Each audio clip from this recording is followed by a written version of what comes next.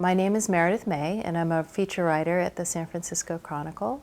And we also have beehives on the roof, so I help take care of them. The word's gotten out at the Chronicle that there are bees on the roof, and reaction ranges from, can you take me up there? I want to see it, to I'm never going on the roof again. So there's a wide range of understanding or fear about bees, but in general, it's been pretty positive. We ran some stories in late April. We started a column called Honeybee Chronicles that's going to run every month, just talking about various aspects of beekeeping and what's happening up here. And we had a lot of responses, comments online and email, and with the exception of maybe 2, there were hundreds that were really excited that we were doing this. My name's Leah Fortin. I'm a backyard hobbyist beekeeper.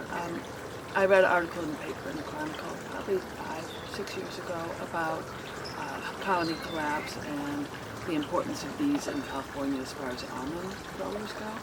And the almond crop, which is one of California's biggest commodities, agricultural commodities, so to speak, depends solely on bees for pollination.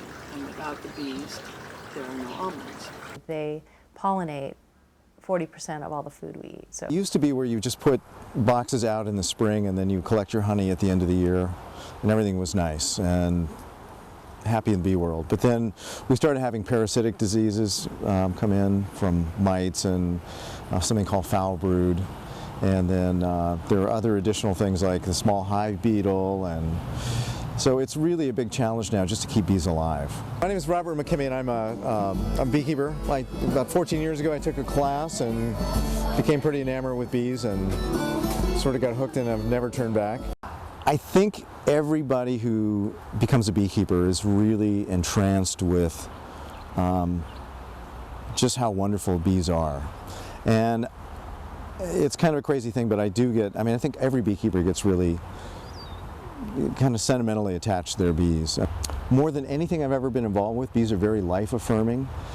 A lot of times when I have hives in other people's backyards, people just find themselves drawn to the bees, and they'll just go out 3-4 times a day and just watch the bees fly.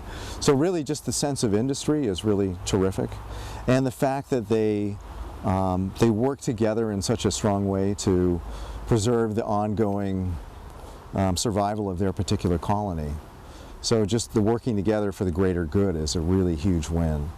Beekeepers are very generous, sort of anti-authority, fun-loving group of people, and once they find another beekeeper, they want to invite you to, talks and seminars, and come over to their house and try their honey, and they're very, very groupy type people. So I guess I felt like I was in the club.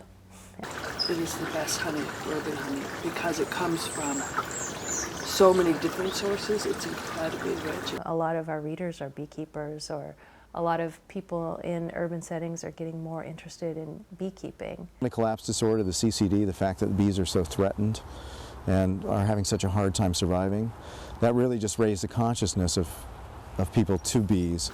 I think people recognize that they can do something to help pollinators exist.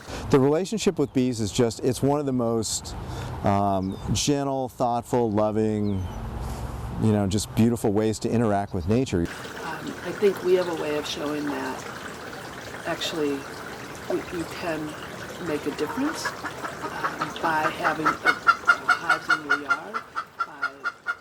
Sometimes some people rotate.